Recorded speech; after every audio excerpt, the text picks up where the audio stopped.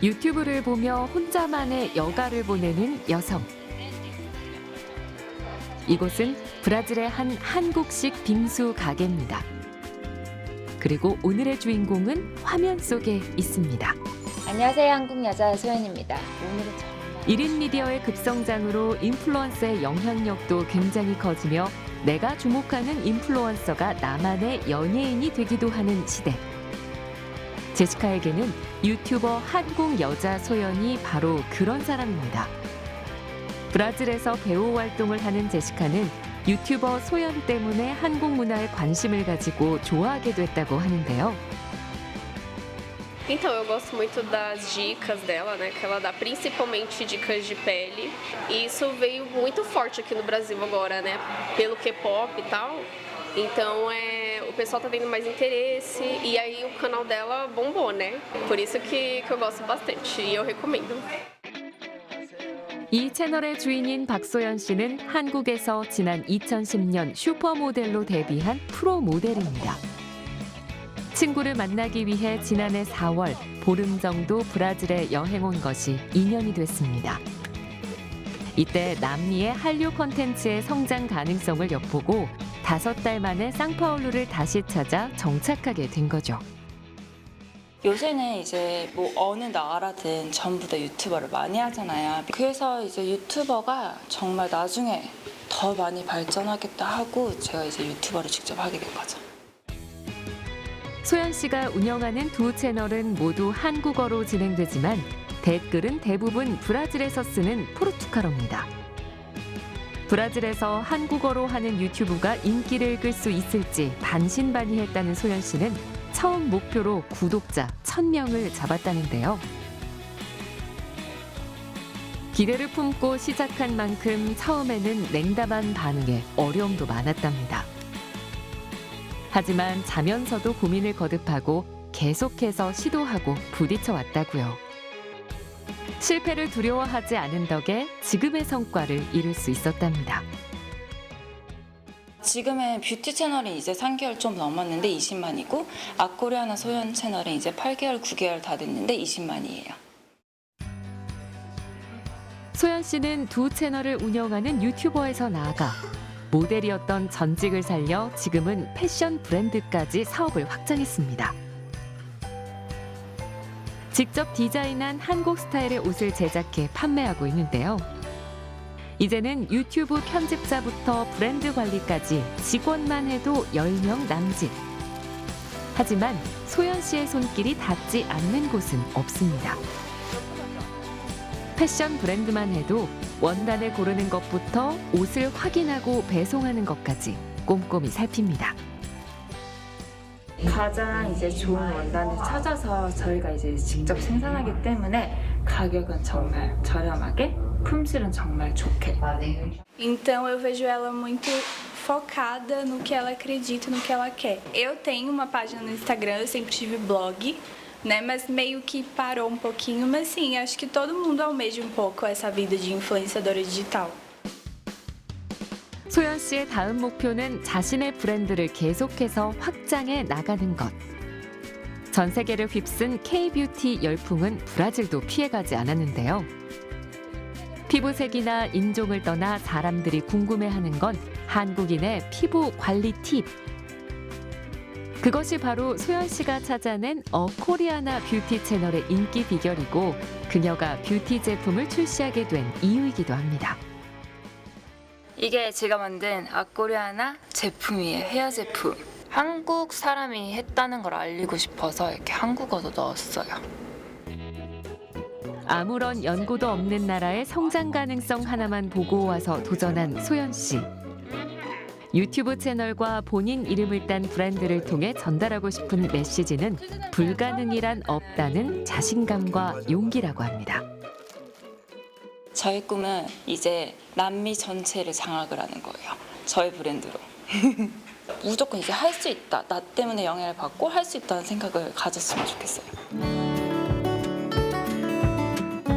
무작정 유튜브 시장에 뛰어들어 단 1년 만에 브라질을 사로잡은 인플루언서 소연 씨. 한국 여자 소연의 진짜 성공 스토리는 이제부터 시작입니다.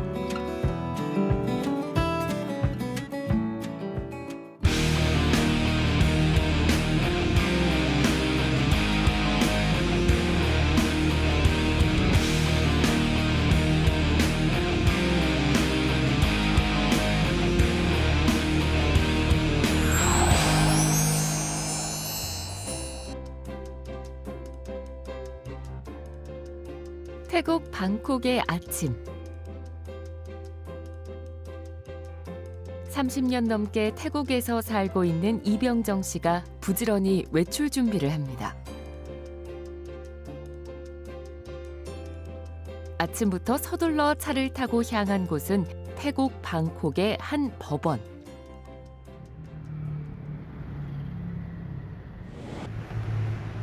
법정에 들어가기 전 현지 변호사를 만나 서류를 살펴보는 모습이 한두 번이 아닌 듯 익숙해 보입니다.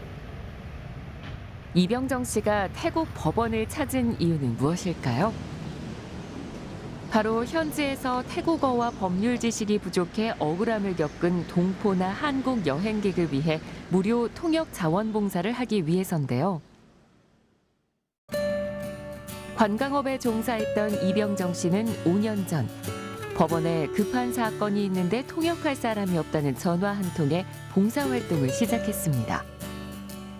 현재는 코로나19로 인해 관광객 수가 줄어 태국에 거주하는 한국인을 대상으로 비자 업무를 대행하며 통역 봉사 활동에 많은 시간을 쏟는다고 하는데요.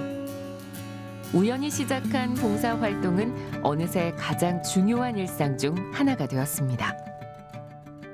태국에서 어떤 사건이 연루되거나 사건이 발생하면은 우리는 특히 한국인이기 때문에 통역사가 필요합니다. 통역사를 구하는데 적지 않은 돈이 많이 들기 때문에 그 불쌍한 사람들을 저희가 돕고자 자원봉사를 하게 되었습니다. 통역을 위해 매달 이병정 씨를 찾는 사람만 대여섯 명. 그의 책상에는 법원 서류들이 한가득 쌓여 있습니다. 정확히 측정을 할 수 없지만은 한 달에 보통 5, 6회 정도 가는데 1년이면 60회 정도 이상, 5년 정도면 한 300회 정도 넘는 것 같습니다. 이병정 씨의 통역 자원봉사는 동포와 한국 여행객들에게 큰 힘이 되고 있습니다.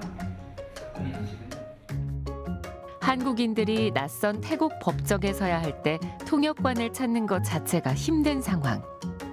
통역관을 찾는다 해도 비싼 수임료와 무책임한 태도에 제대로 된 재판을 받을 수 있을지 걱정이 클 수밖에 없는데요. 이병정 씨 덕분에 억울한 누명을 쓰지 않은 경우도 많다고 합니다. 통역관님은 자원봉사자임에도 불구하고 본인 일처럼 열정적으로 처리해 주셨습니다. 이병정 통역관님이 잘못된 고소장을 정확하게 고쳐주시지 않았더라면 저는 과중한 처벌을 받았을 수도 있을 것 같습니다. 여러 사람에게 도움을 줄 수 있어 뿌듯했지만 자원봉사를 처음 시작한 이후 힘든 일도 참 많았습니다. 여행업에 종사했던 이병정 씨는 본업과는 전혀 다른 분야인 통역봉사를 하며 예상치 못한 다양한 사건들과 낯선 법률 용어에 어려움을 겪기도 했습니다. 경험하지 못한 여러 가지 사건들, 또 접해보지 못한 여러 가지 언어들 많았는데 특히 처음에 갔을 때 당황했던 것은 태국에서는 법정이 있기 전에 선서를 하는데 선서가 우리나라하고 틀립니다. 신앙 고백 정도 되는 그런 선서를 해야 되기 때문에 제가 당황한 적이 있었는데 5년이라는 오랜 기간 동안 계속된 통역 봉사 활동에 지금은 많은 것들이 익숙해지고 수월해졌습니다. 하지만 조금이라도 더 공부하면 동포들과 여행객들에게 큰 도움이 될 수 있을 거란 생각에 이병정 씨는 집과 사무실에서도 법전과 사전을 놓지 못하는데요. คุณลีรักคนเกาหลีมากๆช่วยเหลือคนเกาหลีมากและรักเพื่อนเกาหลีทุกคน. 현지에서 억울한 일을 당한 한국인의 누명을 풀어주며 가장 큰 보람과 만족을 느낀다는 이병정 씨. 앞으로도 태국에 오는 한국인들을 위해 봉사하고 나아가 한국에 사는 태국인을 위해서도 일하고 싶다는 희망도 품어봅니다. 여기서 아이들도 다 키웠고 한국에 들어간다면은 지금 한국에 살고 있는 태국 사람들이 상당히 많이 있습니다. 만약에 기회가 된다면 자원봉사로 그 태국인들을 위하여 일하고 싶습니다. 선량한 시민들조차 말만 들어도 주눅부터 드는 법원.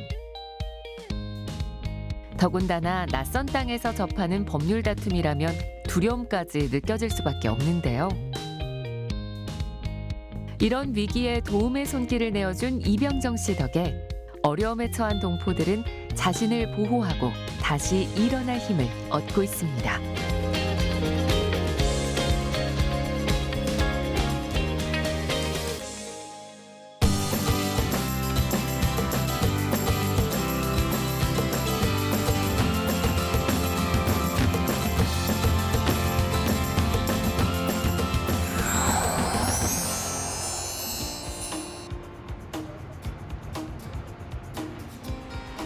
하루 확진자가 수십만 명씩 늘며 코로나19의 기세가 꺾일 기미가 보이지 않는 유럽.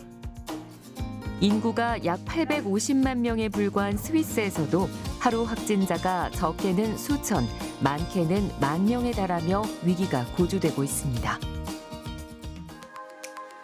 이에 따른 스위스 연방정부의 조치 중 하나는 추적 애플리케이션인 스위스 코비드. 블루투스 기술을 활용해 코로나19 확진자와 접촉한 사람에게 접촉 사실을 알려주는 앱입니다.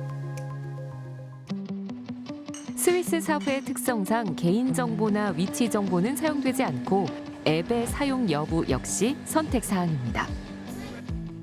하지만 많은 사람이 적극적으로 앱을 내려받아 개인 방역에 신경 쓰고 있습니다.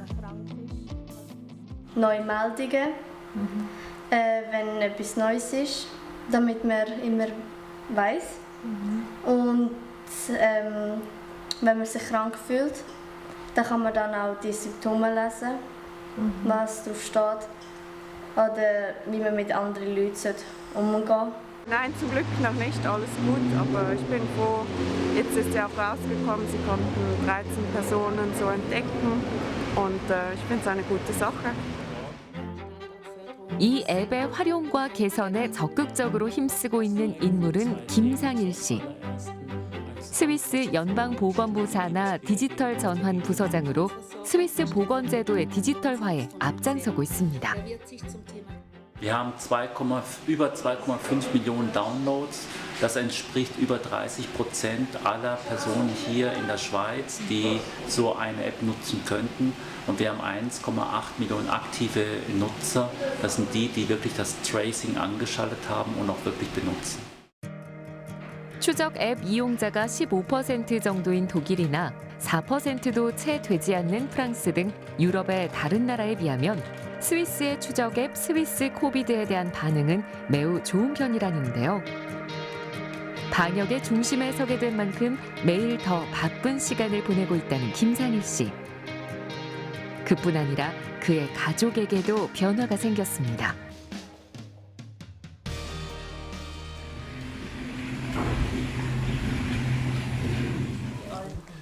청소하고 장보고 함께 요리해 식사하며 보내는 보통의 주말이 평소보다 더 소중하게 느껴지곤 합니다.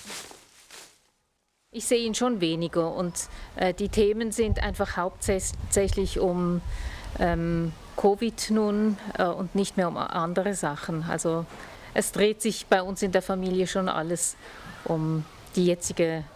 Du auch viel gearbeitet hast vorher und auch am Wochenende gearbeitet hast, ist jetzt die Belastung schon insgesamt so groß, dass ich mir auch manchmal Sorgen mache. Ja. Es ist mehr Arbeit, aber ich bin viel Arbeit schon mein ganzes Leben lang gewohnt. Das ist gar nicht mal so das Problem. Ich versuche die Arbeit und die Familie, aber mehr ist nicht mehr Platz. Meine eigenen Hobbys ist im Moment, also die letzten 6 Monate, sehr wenig Zeit gewesen. Aber ich finde das nicht schlimm. Ich habe das Gefühl, das, was ich jeden Tag mache, ist sinnvoll, hilft anderen Menschen und dementsprechend. 김상일 씨는 그의 일과 자기 개발에 대한 열정이 자신의 아버지에게서 온 것이라고 말합니다. 지난 1966년 파독 광부로 혼자 독일에 온 김상일 씨의 아버지. 김상일 씨는 6살이 된 1971년에야 아버지가 있는 독일로 건너와 비로소 네 식구가 함께 살게 됐습니다. 그 사이 광부 일을 마친 아버지는 독일어를 배워 대학에 진학했고 독일에서는 학비가 무료인 것을 기회로 보고 계속해서 공부에 매진했다는데요. Und für meinen Vater war aber immer Bildung das Wichtigste und eben Lernen. Er wollte immer lernen, er wollte immer viel lernen und viel wissen. 스포츠 의학을 공부했던 아버지는 88 서울올림픽을 앞두고 한국에서 일할 기회가 생겨 가족들과 돌아갔지만 김상일 씨는 독일에 남았습니다. Ich hatte noch ein Jahr Schule vor mir und ich wollte unbedingt in Deutschland das Abitur machen, weil sonst wäre ich nach Korea gegangen und hätte nichts gehabt. Und das haben meine Eltern auch gesagt, mach das mal, es ist besser, du machst noch dein Abitur in Deutschland fertig. Und wir hatten überlegt gehabt, vielleicht nach dem Abitur in Deutschland kann ich ja nach Korea gehen und dort studieren, war eine Idee. Aber ich hatte damals lieber Lust, in Deutschland zu bleiben und in Deutschland zu studieren. Und deswegen bin ich geblieben und meine Eltern mit meiner Schwester sind nach Korea. Ja. 독일에 홀로 남아 아버지의 뒤를 이어 의학을 공부한 상일 씨. 한국의 가족들과는 꾸준히 연락하며 서로를 응원하고 있습니다. 이후 스위스인인 아내를 만나 스위스에서 새로운 삶을 시작하게 됐다는데요. 의료와 IT가 연관된 다양한 곳에서 경력을 쌓으며 능력을 인정받게 됐습니다. 그렇게 연방정부에서 일하게 됐지만 한국인으로서 스위스 연방정부의 고위직에 있는 것을 특별하게 생각하진 않습니다. Aber ich glaube, es ist ein Zufall, dass ich jetzt dort bin. Ein Zufall, genauso wie die Geschichte meiner Familie und meine eigene persönliche Lebensgeschichte ein Zufall ist, dass ich aus Korea nach Deutschland, von Deutschland in die Schweiz gekommen bin. Das sind alles Zufälle. Es ist eine besondere Situation für uns alle. Natürlich für mich insbesondere in meiner jetzigen Position in dem Bundesamt für Gesundheit. Aber ich weiß auch, es geht vorbei. Ich denke mal, in einem Jahr wird alles etwas ruhiger sein. In einem Jahr sind wir noch nicht ganz fertig mit der Krise, aber dann wird vieles besser und ruhiger sein. 누구보다 스위스 보건제도의 우수성을 강조하며 코로나 방역을 위해 본인이 가진 이헬스 분야에서의 역량을 10분 발휘하는 김상일 씨의 말처럼 점점 상황이 나아져 언젠가는 다 지나가기를 바라봅니다.